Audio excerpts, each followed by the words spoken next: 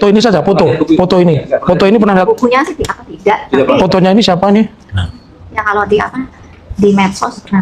Enggak, bukan, ini fotonya siapa? Ibu tadi kan nunjukkan foto di majelis hakim. Fotonya, ini foto siapa? Pertanyaan saya. Ini foto Jokowi. Tadi foto yang ditunjukkan berkacamata apa tidak tadi, Bu? Tidak. Oh, terima kasih. Terus itu foto Pak Jokowi tadi, foto yang Ibu tunjukkan tidak berkacamata. Lalu ini foto siapa, Ibu? Ya Jokowi. Jokowi. Namanya kan ada itu. P28. Ya, ini diuji, Bu. P8 Bapak. Terus untuk ijazah itu di belakang foto stempelnya atau stempelnya menutupi foto? Yang Menutupi ya. Ini bukan asli, Bu. Jadi ya. Silakan duduk Ibu ya. Karena Ibu latihannya tidak sampai sini ya. Ibu latihannya tidak sampai sini, makanya saya tadi pertanyaannya tidak langsung ke KKN, Bu, tapi sudah kami siapkan pertanyaannya banyak ya.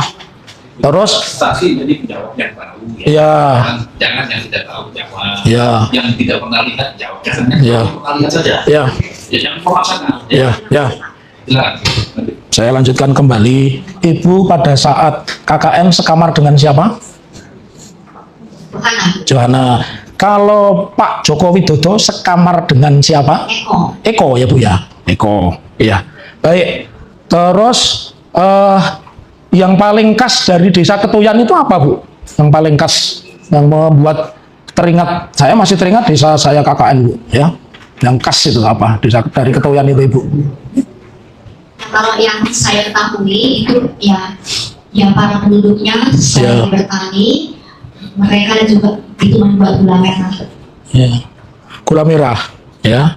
Yang dimasak sendiri. Ya, terus pertanyaan saya selanjutnya, waktu acara pisahan itu adakah acara musik ya Bu ya? Ya, Bu ya. Itu pakai gitar listrik atau gitar listrik? Gitar listrik. Iya. Ya. Tadi Ibu mengatakan tahun 85 belum ada listrik. Ya. Ya, enggak. Itu pakai gitar listrik, itu colokannya di mana ya Bu? Sebenarnya sih ya gampang banget Pak. Oh, gampang ya Bu ya. Gimana? Ya, ya. Yang saya ketahui adalah selain menjabat sebagai kepala desa, Ya. Pak Jentu Abdul Wahab itu adalah seorang pengusaha penggilingan Padi, ya. Soekan beras ya. Ya. Berarti beliau adalah seorang yang mampu secara ekonomi. Ya. Tentunya juga pastilah beliau itu mempunyai genset atau generator. Itu ingatan Ibu. Dipakai Ya. untuk Saya, sumber tenaga oke, listrik. iya ya. Terus itu dipakai sumber tenaga listrik untuk musik saja atau untuk penerangan? Ya termasuk juga penerangan, tetapi untuk itu dipakai sesekali saja, gitu. Tidak terus-terusan kalau tiap harinya. Ya contohnya begini Pak, di pendopo, di belakang pendopo itu kan ada sebuah ruangan tempat berkumpul ataukah ya rapat-rapat lah begitulah, meeting lah, sekarang tuh bilangnya gitu ya. Setiap malam minggu itu selalu ada nobar Pak, nonton bareng film malam minggu dari TVRI. Bukan Barcelona ya Bu, bukan ya? Kan. Ya. Itu yang apa, yang film-film apa, yang susah misalnya, terus bintang-bintang film teknologi. Gitu. Pertanyaan saya simpel untuk mengkonklusi Ibu ini benar apa enggak? Ada nggak dokumennya? Kalau nobar itu pasti bangga, ada dokumennya, ada fotonya, ada nggak? Atau itu hanya ingatan Ibu saja? Ya selain ingatan, saya bilang tadi kan, kegiatan KKN saya itu berhubung saya bawa Ustaz, ya di apa juga di foto begitu, tapi sayangnya rumah saya itu kan di daerah banjir, di daerah. Mohon maaf Bu, cukup di situ saja. Pertanyaannya simpel. Yang saat ini Ibu hadir di depan sidang, ada nggak dokumen yang menunjukkan ada foto entah temannya Ibu atau apa, bahwa di situ ada genset, ya? Karena pertanyaan saya berlanjut ketika Ibu mengatakan itu, pertanyaan saya berlanjut, ya? Ada nggak dokumentasi atau hanya ingatan Ibu? Kalau ingatan ya boleh-boleh saja, karena di pengadilan kan orang menerangkan yang dialami, dia ingat, dia ketahui, Ibu. Yang kalau foto-foto mengenai selekan padi, dan saya dan lain sebagainya, bukan Pak? Enggak, ya cukup, ya. Foto-foto itu tidak ada ya Bu ya. Terus bahwa tadi disebutkan apakah di situ juga melaksanakan kegiatan Oke, kembali lagi kepada saya, salam NKRI harga mati.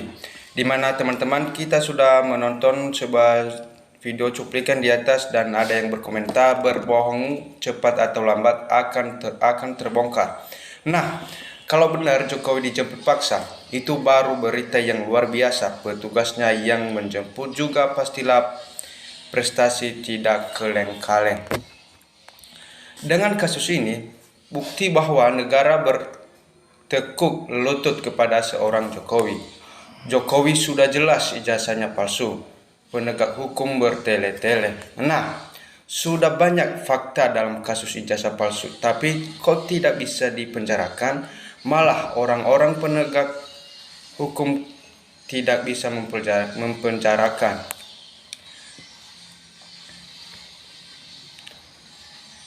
Nah, ibu latihannya tidak sampai sini. Udah tua, pak jadi gampang lupa, nggak bisa ngapalin skripsi. Nah, kami orang kampung sejak ada ribut-ribut ijazah palsu sudah punya feeling bahwa Jokowi tidak punya ijazah. Hakim dan dah ketuk palu, udahlah nggak usah sandiwara lagi. Kalau memang salah segera diadili, nggak usah lama-lama nanti biar nggak dikira ada main mata. Nah, di awal sudah berbohong, pasti akan disambung dengan kebohongan baru dan terus berlanjut. Ingat, semua yang dikatakan akan dipertanggungjawabkan kelak di akhirat kalau percaya akan adanya hari akhir dan hari perhitungan. Nah, kasihan melibatkan orang sepuh. Kalau sampai sidang pengadilan jangan diharapkan selama rezim Prabowo sekalipun Kapolrinya diganti. Setahu gue ada undangan yang berbaru komunis dilarang bersekolah, apalagi sampai kuliah, berarti ijazahnya palsu. Semoga ternak saksi termul ini semua harus dikenakan sanksi hukum. Ini semua pendusta. Nah, sebanyak berapapun pernyataan ini dari teman reuni dan sebagainya, bukti akhir pasti ditanya mana barang ijazahnya. Nah, saya punya teman lulusan UGM, wajahnya cerminan orang cerdas, berbanding terbalik sama dua orang sekaligus, sama sekali tidak ada bekas-bekas aura cerdasnya. Di wajah mereka silakan nilai sendiri. Nah, percuma kalau Jokowi tidak hadir sampai kiamat nggak selesai harus jemput paksa Jokowi. Apakah Jokowi belum hadir di persidangan? Apa alasan Jokowi? Sedangkan kalau untuk PSI, Jokowi siap ke seluruh pelosok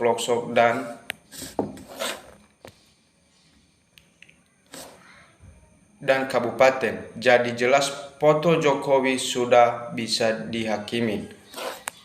Nah, memang pernah kuliah tapi nggak lulus dan tidak punya ijazah. Jadi ijazah yang ada itu artinya ijazah milik orang yang modifikasi seolah-olah milik Jokowi.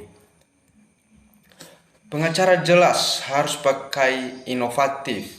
Usul kepada hakim hadir Mulyono dan Rektor UGM perlihatkan bukti ijazah asli. Mulyono perintahkan hakim, oke, perlihatkan. Nah, kalau hakimnya cerdas dan jujur, saya kira tidak bertele-tele, bisa selesai cuma 1 minggu, itu maksimal. Tapi Polda Metro Jaya, hakim jaksa UGM dan blonnya, kasihan Indonesia punya pejabat berhati hewan. Nah, dibayar berbohong di bawah sumpah demi bela ijazah palsu, uangnya belanjakan untuk makan keluarga. Negara hancur, rakyat sengsara. Negeri ini diobok-obok oleh satu orang, dikendalikan dari Merdeka Utara dalam waktu 10 tahun. Rakyat jangan diam demi masa depan anak cucu kita. Nah, semoga channelnya berkembang mas. Lanjutkan dengan fakta dan adanya. Pak Hakim nggak perlu bentak Pak Hakim, jelas saksi bule. Rakyat banyak yang melihat Pak Hakim kelihatan bohong. Segera disimpulkan. Lihat foto ijazah palsunya.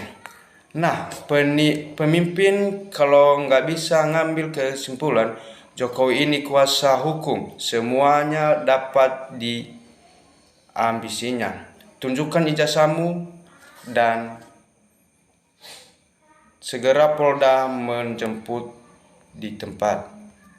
Ini orang kok maunya menjadi saksi itu sangatlah berat, bikin lelah pikirannya dan tenaganya dikuras. Nah, perlu kebenaran, sidang terus. Orang waras pasti sudah tahu itu ijazah palsu. Nah, demikian teman-teman dari saya. Salam NKRI harga mati.